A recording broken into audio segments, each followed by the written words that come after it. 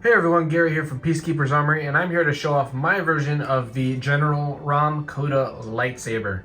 Now, I've been on the hunt for a super game accurate version of this hilt for many years. I've been a big fan of the character since the game came out, and I just quite haven't found anything that fit the accuracy level that I was looking for.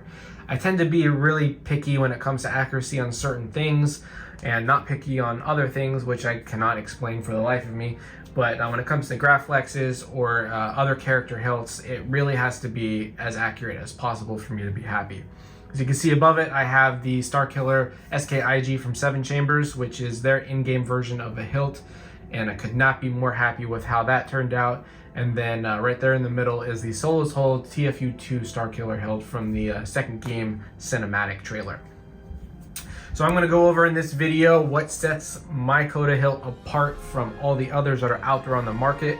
There has been quite a few that are out there, especially recently, so I'm hoping you guys can appreciate the level of detail that I went into this hilt. And for all the Kota fans out there, hopefully this is something that you might want to pick up.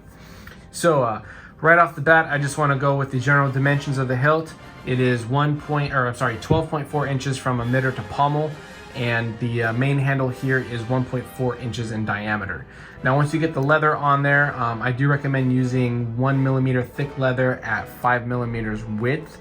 I found that the leather actually tends to be black as opposed to a really dark brown, which I used to think for the longest time.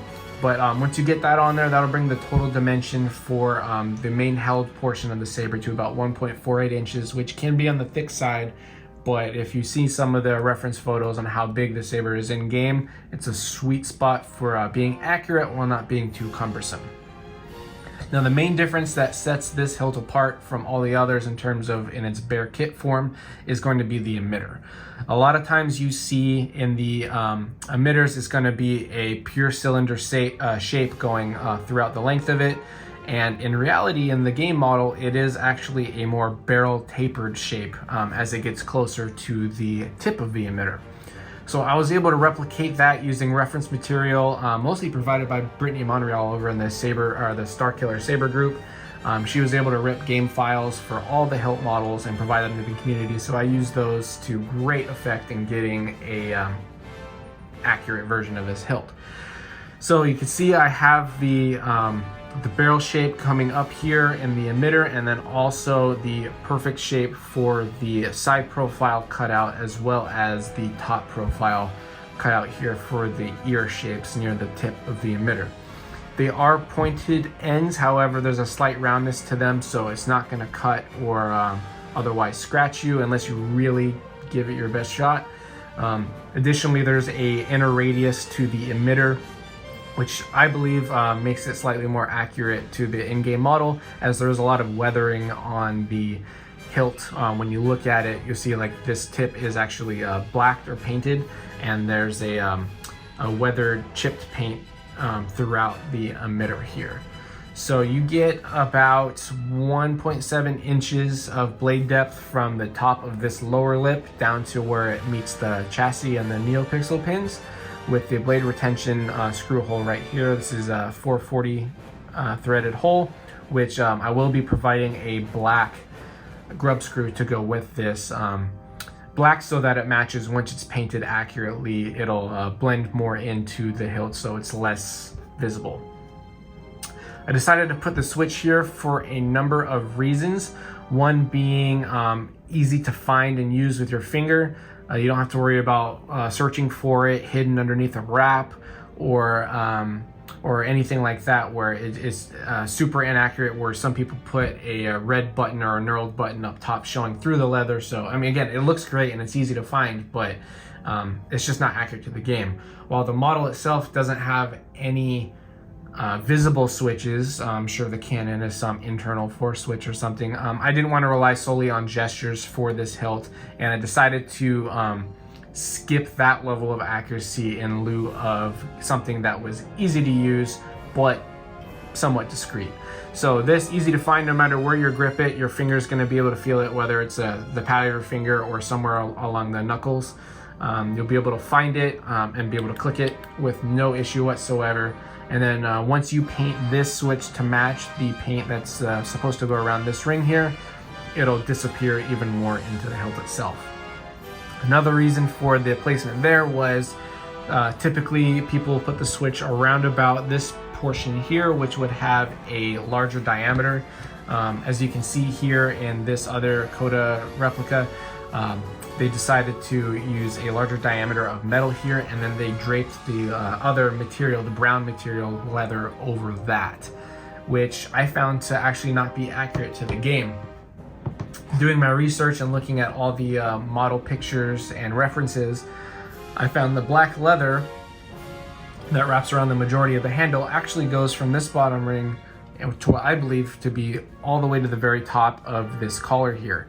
So the brown material or brown leather that would go over it for the thicker portion of the saber is actually wrapped on top of that. You can kind of see when you look at the diamond cutouts on the model, it disappears and you can see an additional cutout that's being hidden by the brown leather. So I just interpreted that as the black leather goes all the way up, brown leather's wrapped on top of it, and that way, in order to make it so that the pieces don't get misaligned over frequent use or come unraveled due to being split apart in the middle, the leather piece, the handle, will all be one piece and always connected to each other. So I decided to make the break for the saber right here above the collar, above all the leather. So another reason for the switch to be here is I didn't want to deal with a plunger switch that was frequently having to circle around the hilt 100 times, and that would lead to having to use a spring loaded. It was just would have been way more complicated.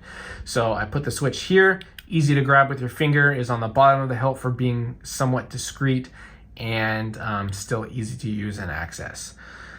So moving down a little bit, actually before I get to the pommel, the distance between these 2 points are very specific. It is just enough to get the correct number of wraps around the hilt with the 5mm wide leather. So I don't remember off the top of my head how many lines you can count for the leather wrapping, but that in coupling with the diamond cutouts, there should be about 15 of those visible before you get to the brown leather, and the length between these 2 points gets you just enough space to get that accurately. Now the leather will have to be done on your own or through Joss Rose at Serious Sabers, which I'm going to go over here in a little bit. But in order to get that, it's a very difficult leather process. It's not like this, which a lot of people tend to do because it looks nice and it's easy, but it's an honestly impossible design that the modelers made, which looked good.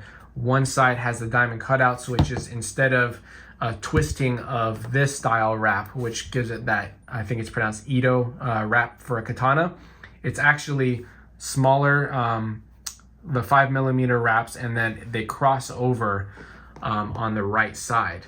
But when they do that, if you look at the opposite side, which has no cutouts, it's single lines of leather going all the way up, which doesn't really make sense if you're wrapping something from bottom to top or top to bottom. So I was able to get the gist on how that works from a friend of mine now who is a Kota cosplayer. So I'm going to go over his contribution here at the end of the video. But just know that the distance here is perfect for getting the game accurate wrap, or if you just want to go the more simple style, it'll certainly work for that as well. Now moving on to the pommel, I did want to do a double pommel approach for this kit, so it comes with two, a vented version and a non-vented solid version for static display. It is threaded. The custom saber shop was able to use a super fine thread. The wall thickness gets pretty thin here, and I didn't think it was possible, but they found one that works great. It is very fine thread, so when you do take it on and off, I would like you to be very careful, use synthetic grease, and slowly start the threads instead of just jamming it on there very quickly.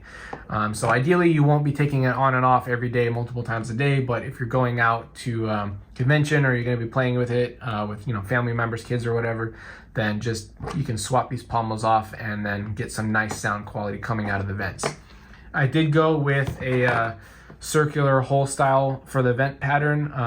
Honestly, I got the idea from the Star Killer SKIG by 7 Chambers. I got one of these in as I was working on the model for this hilt, and I liked how simple it was, and I figured since this is an in-game version of the Star Killer hilt, that it would be a nice complement for the in-game version of the Kota hilt to have a similar pattern. Holes on here are a bit bigger, and I think this one has more holes, but it gets the point across, and it would be a nice, again, companion to go with this saber. Now for the insides, 1.25 inch inner diameter through the length of the handle. I think I already said that, but that is a lot of room when you have, I think it's about 9 inches to work with in terms of internal capacity. So I did make a very large chassis, and it is included with every hilt that goes out as part of the kit. It's a super basic, gets the job done type of chassis, printed it myself. Going through Shapeways with something this long actually ended up being like almost $100, which I was not cool with. So I ended up just calibrating my printer as best as I could and printed it myself. So you can see it holds 2 batteries. Now you don't need 2 batteries for this to work. They're designed to be wired in parallel so that you can have one and everything works fine, or you can work both and have double the runtime. These are removable, and the chassis does come with both sets of battery contacts for it. Additionally, you can see the 2 holes here. That's simply to be able to use a small tool and push the battery out. I did design it pretty snug so that I didn't have to worry about any batteries falling out or becoming temporarily disconnected. So these raised ledges hug the battery a little bit, so it might be a little difficult, and I wouldn't want you to wreck the battery trying to fit something under there to dig it out. So simple holes, just punch something through it, a pen if it's small enough, or an Allen key, and then you can punch the battery out this way. It is designed so that the positive end is on this side, so that way the holes don't interrupt the spring when you're pushing something through. So keep that in mind when you're installing them. Additionally, this supports a kill switch up here at the top. The cutout is designed for a Profibord V2.2, a 28mm bass speaker, and at the top here on the inside you have a hole for the stock Custom Works NPXL V3 NeoPixel pins. I think the V2s will fit in there as well. Can't guarantee that, but certainly the V3s, that's what they're designed for. Then there you can see the little cutout for the switch chassis, or for the switch in the chassis. Here you can just see there's, I haven't gone through and taken the supports out yet, but these come out pretty easy, and that will be done prior to shipment. The speaker section is deep enough to hold the Smuggler's Outpost Dark Side bass speaker. I highly recommend it. I would, if you can, put some type of material, either a foam or something thin here to cover this hole once you have the contact in place and installed. That way it will cut out any remaining sound escaping from the back and get you the best quality sound. You may have seen a lot of chassis, they have holes on the sides for the prongs of the speaker for smaller chassis. That really kills the sound quality of the saber. So as airtight as you can get the speaker chamber, the best quality sound you're gonna get. So what comes with the chassis, or I should say with the whole kit itself, you're getting the hilt, the emitter, the handle, both pommels. You're gonna get these 2 screws that hold the chassis in place very tightly and snug. It's not going anywhere. You get the switch plunger, the switch itself, the grub screw for the blade retention, as well as the chassis and the battery contacts. The electronics themselves, such as the batteries, the kill switch, board, pins, and speaker, you'll have to get on your own, but this kit comes with everything else. So as it is, this kit is going to be $300, including everything, plus PayPal fees and shipping. I plan to ship using probably a medium flat rate box, so it'll be about $15 for that, plus PayPal fees. A lot of work went into this, and I'm really happy with how it turned out. Being able to get the accurate emitter shape with that barrel look to it really turned out great. And just as a little further background information, the way I got the dimensions I did was I went through pretty much every scene of the game that this is in, and I measured with my calipers to the screen the length and the width of the handle. or I should say the length of the whole hilt and the width of the handle, and compared it to the hand of whoever was holding it, whether it be General Kota, if it was Starkiller or Darth Vader. And then I just measured from the two knuckles, and I took that ratio, took about, I don't know, I think it was like 40 or 50 measurements altogether, averaged them out, and then took that ratio, compared it to my own hand to get the dimensions that you see. Once I plugged that into a basic cylinder shape on the 3D modeling software, I took the reference photos that I mentioned earlier from Brittany, and also that from the Wikipedia entry for the saber, and I scaled those up to what I had, and everything matched almost perfectly. There was a couple small changes I had to make for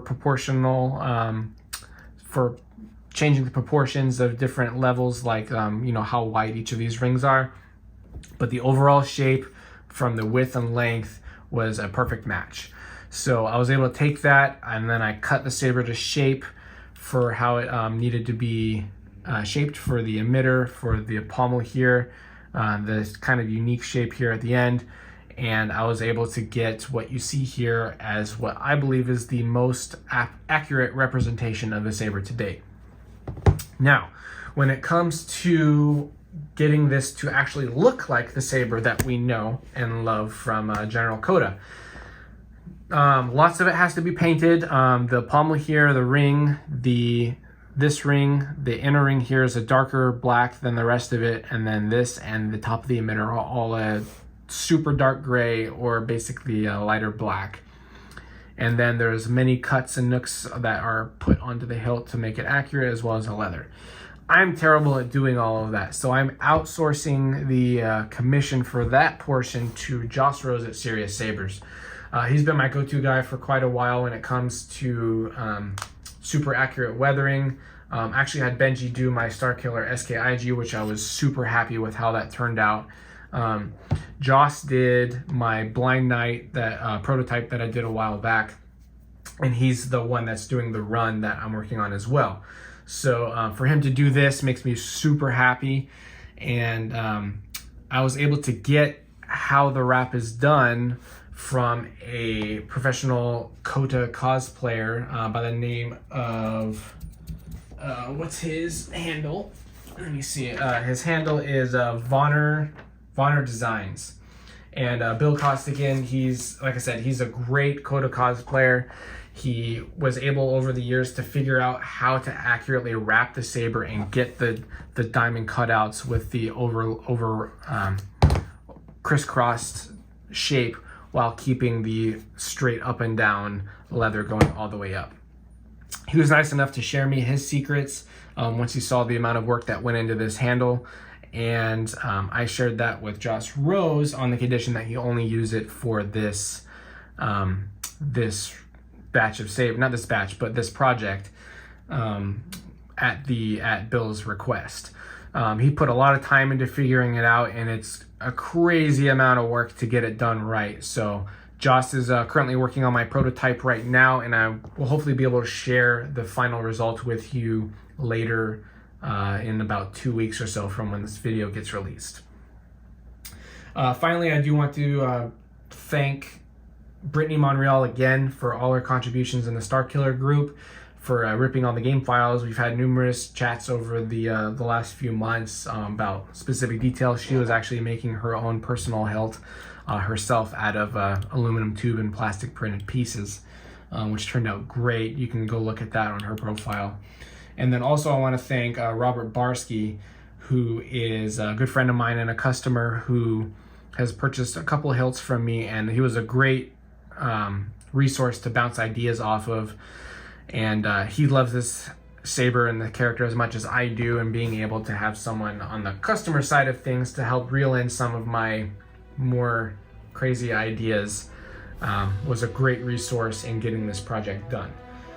So just to reiterate a couple of things, $300, it's going to get you the hilt, the chassis, and everything you need minus the electronics itself. Should be a very straightforward install process, about an hour or two depending on your skill level. And then reach out to Joss from Serious Sabers to get the full meal deal on a commission basis in terms of getting this prettied up, or I should say dirtied up, to look like the saber that we all know and love. If you have any questions, please feel free to reach out to me. As a small tease, I do have a master level chassis that I'm working on, which will be all metal, combination of 3D printed metal, machined metal by myself, and then 3D printed plastic. And it's gonna have some unique features that I'm really excited to share with you guys once that's done, that kind of delve into the book lore version of what the hilt has been through in terms of changing blade colors and whatnot. So again, if you have any questions, contact me at Peacekeeper's Armory, and I'm looking forward to seeing this hilt out in the community. Have a good one. See you on the next video.